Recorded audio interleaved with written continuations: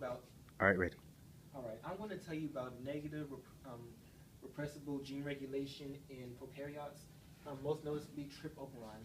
Perhaps the first thing that is coded is the TRPR, which is the regulating gene that is transcribed to produce this innately inactive repressor.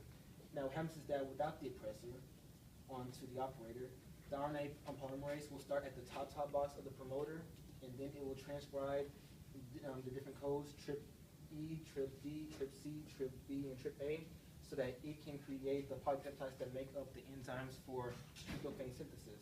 And these are the tryptophan right here. Now what happens is that once a certain concentration level of tryptophan is reached, the tryptophan will then bind to the allosteric site of the repressor, thereby making it active, and it will bind to the operator. The tryptophan then will be known as a co-repressor because it helps with other repressor. And there it stops the RNA polymerase from continuing on and transcribing, stopping the synthesis of tryptophan. All right, now I'm going to tell you about a negative inhibitor repressor.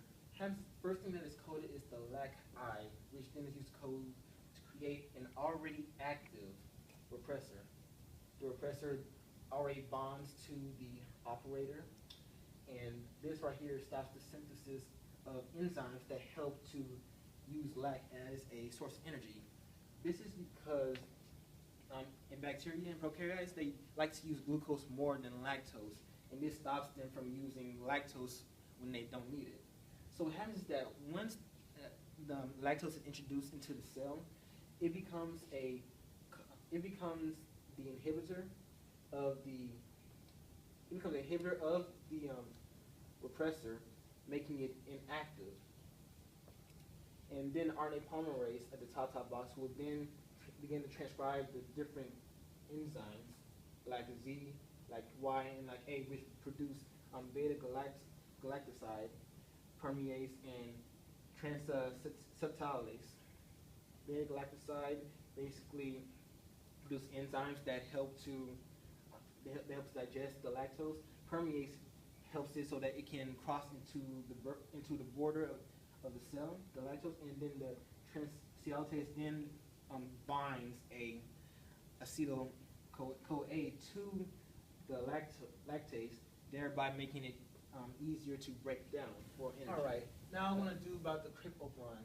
Basically, when glucose and lactose are introduced into the cell at the same time, right here, the repressor is already off. However, the cell still wants to use glucose as an energy source more than lactose. So what happens is that there is, based on the concentration level, if there is high glucose and there is low camp levels, there's low glucose, there's high camp levels.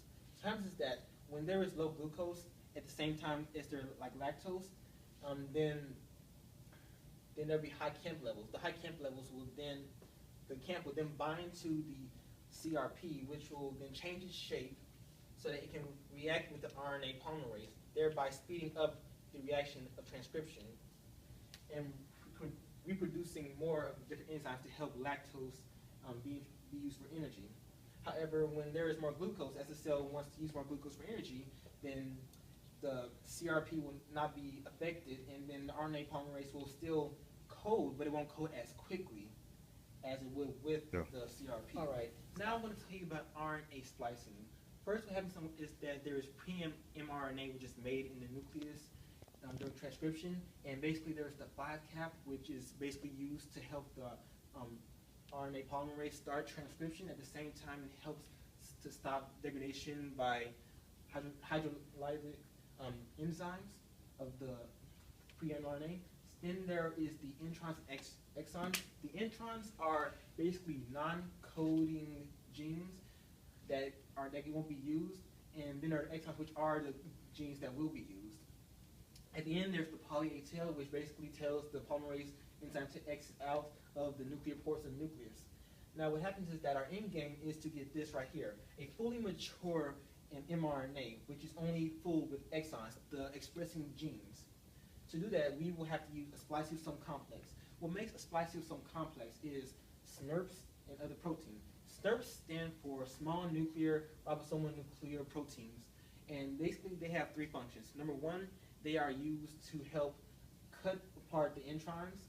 Number 2, they're used to help flank the different exons. And 3, they are used to help catalyze reaction and be recycled for reaction off at the same time. Now, when the SNRs and the other proteins bind together, they'll create a spliceosome complex, as you can see right here. Now, this spliceosome complex will then bend the pre-mRNA to a point to like the size where only these right here are the intron size right here.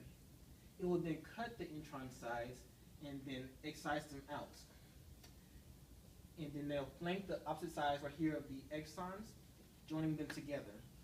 When they're done with this, the components of the spliceosome complex will then break apart so they can be recycled for future RNA splicing. At the end of the day, happens is that they will create the fully matured mRNA that will be existing in the cytoplasm. And just to let you know that right here, this takes place in the nucleus only, the RNA splicing, and only the mRNA will be able to exist in the cytoplasm of the cell.